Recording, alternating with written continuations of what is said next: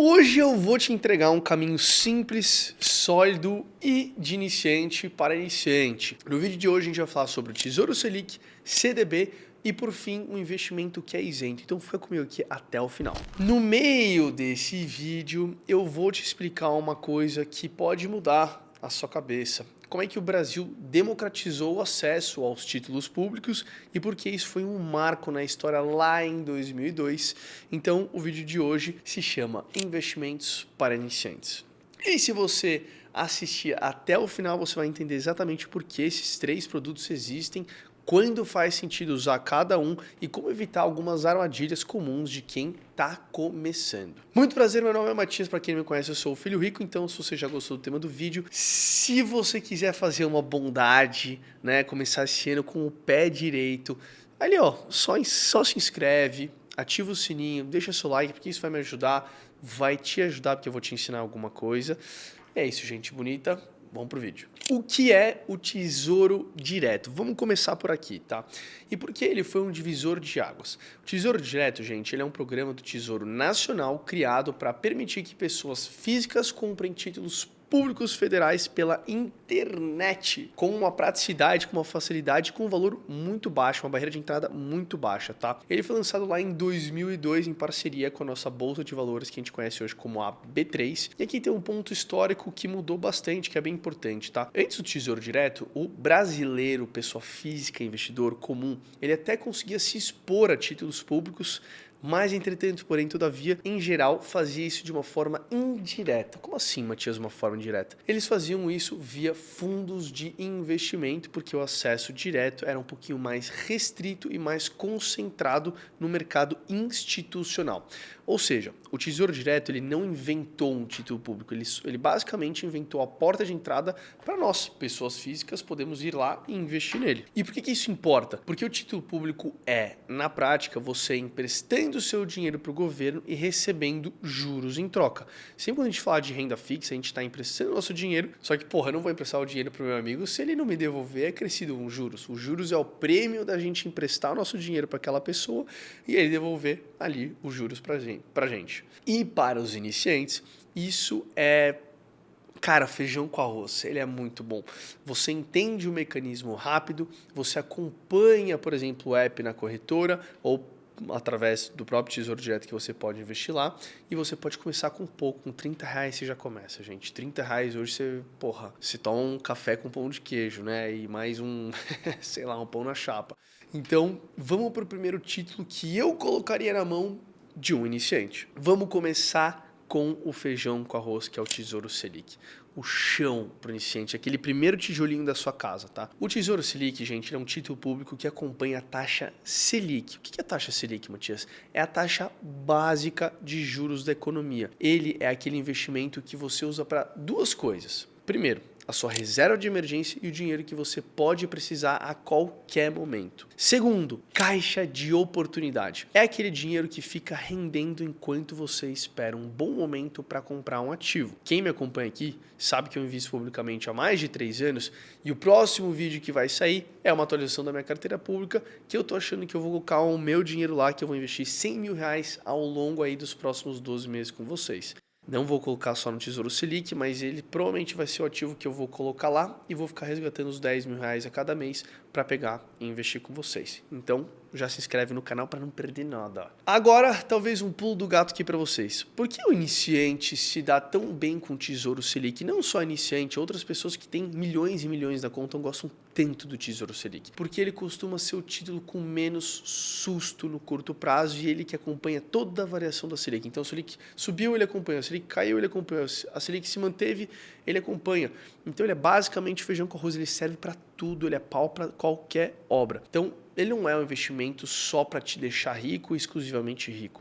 Ele é feito para te dar uma consistência, para você parar de deixar dinheiro parado, debaixo do colchão, na poupança, por exemplo, em títulos do Banco Master, que você corre risco completamente desnecessários. Então, para você começar a ver o rendimento acontecendo e também para você começar a ganhar uma certa tração e ganhar uma confiança em investir. E aqui entra um cuidado, tá? Sem romantizar nada. O Tesouro Selic, ele não é mágico e não é um zero risco. Existe o risco do governo? Existe, mas na prática ele é considerado o risco mais baixo, então ele é o investimento mais seguro do país, tá? Existe oscilação? Existe, como eu falei, mas costuma ser muito pequena. E um detalhe também que é bem importante, existe um imposto. O Tesouro Direto ele segue a tabela regressiva de imposto de renda na maioria dos casos. Ou seja, a tabela regressiva de imposto de renda funciona assim, quanto mais tempo você passa investindo nesse ativo, menos imposto você vai pagar. Então começa em 22,5%, 20%, 17,5% e 15%. Então, pensa assim, o Tesouro Selic, então, gente, é o lugar onde você coloca o seu dinheiro que não pode se dar o luxo de perder nem travar ele. E agora eu quero te mostrar como é que isso conecta com um outro título que provavelmente você já deve ter escutado falar, mas que eu só vou trazer de exemplo aqui, tá? Que é o IPCA+.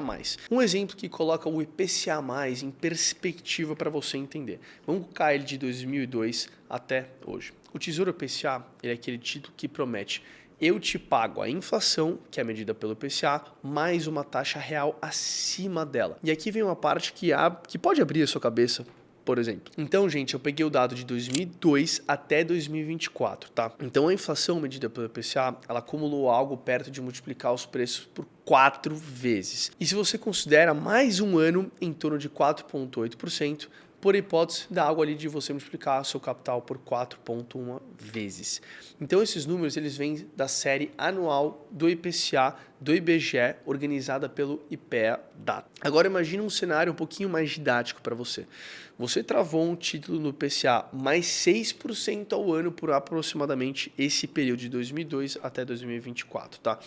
Não é uma simulação perfeita de um título específico comprado em 2002, porque o mercado ele sempre muda. Existem vencimentos diferentes, marcação ao mercado e o Tesouro IPCA, como a gente conhece hoje, foi evoluindo com o tempo. Mas, como raciocínio, isso aqui pode valer ouro. Se o IPCA acumulado multiplicou o dinheiro por 4,1 vezes e você ainda ganhou 6% reais ao ano por mais de 20 anos, o efeito composto ele vira, cara, um bicho de 7 cabeças.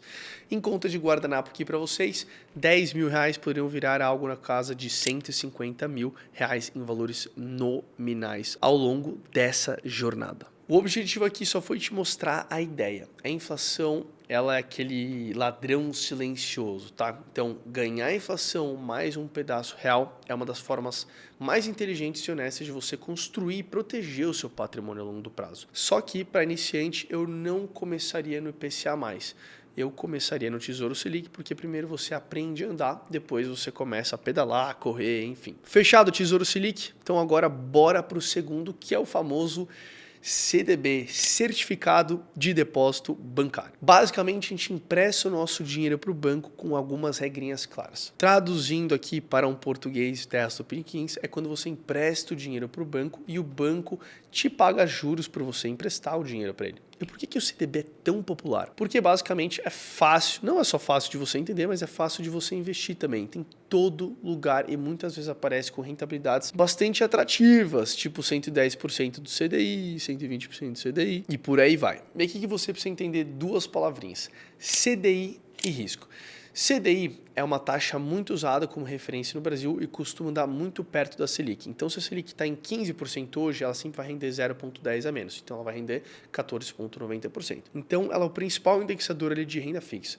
Então, quando um CDB paga X% do CDI, ele está basicamente dizendo o seguinte: eu vou te pagar uma taxa que acompanha os juros do país. É basicamente isso que você precisa entender. Agora, o que é o risco? Quando você empresta para o banco, o risco não é mais do governo, que a gente estava falando no Tesouro Selic, é o risco do banco quebrar.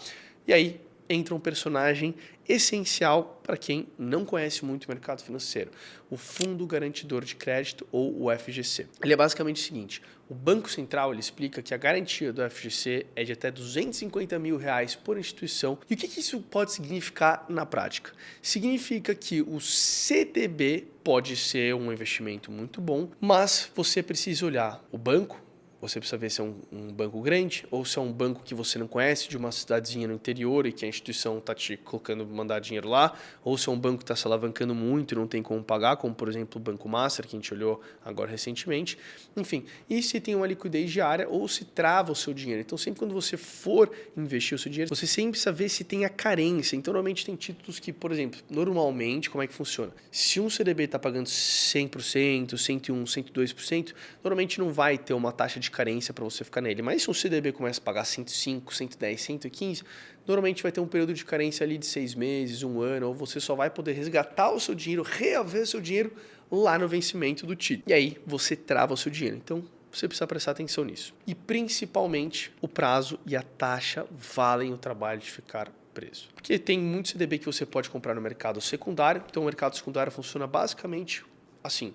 O mercado primário é quando você vai numa concessionária comprar o carro novo e o mercado secundário é quando você vai na Web Motors comprar o carro usado. Então o mercado financeiro funciona exatamente o seguinte. Então o mercado secundário é quando uma pessoa, como por exemplo eu, quero me desfazer do meu título, eu vou bater lá na porta da minha corretora e falar, eu quero vender meu título, eles vão botar no mercado secundário e você pode comprar no mercado secundário. Então, existe essa possibilidade, porque tem CDBs que pagam bem e você pode sacar quando você quiser. E tem CDB que você paga bem e fica travado. E tem CDB que paga bem só no marketing, mas quando você compara, por exemplo, com o Tesouro Selic, não compensa na maioria das vezes. Então, eu gosto de uma regrinha ali que pode servir para você. Se você está iniciando aqui, tem que priorizar a clareza e a liquidez antes de querer começar a caçar 0,2% a mais de rentabilidade, tá? E agora a gente vai para o terceiro degrauzinho que o iniciante costuma amar quando começa a entender o jogo de renda fixa, a famosa LCI.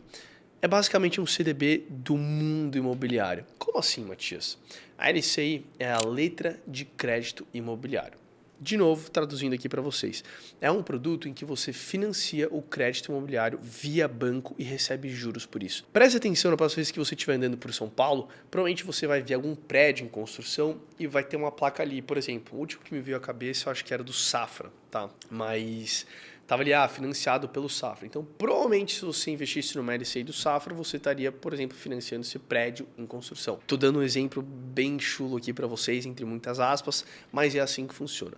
E por que a LCI ela chama tanto atenção? Porque, em geral, para a pessoa física, a LCI costuma ter isenção de imposto de renda sobre os rendimentos e nosso queridíssimo Taxade, como sempre, tentando mudar tudo, tentando taxar tudo, então por isso que eu estou falando dessa maneira, tá? E isso pode fazer a rentabilidade líquida ficar muito mais competitiva.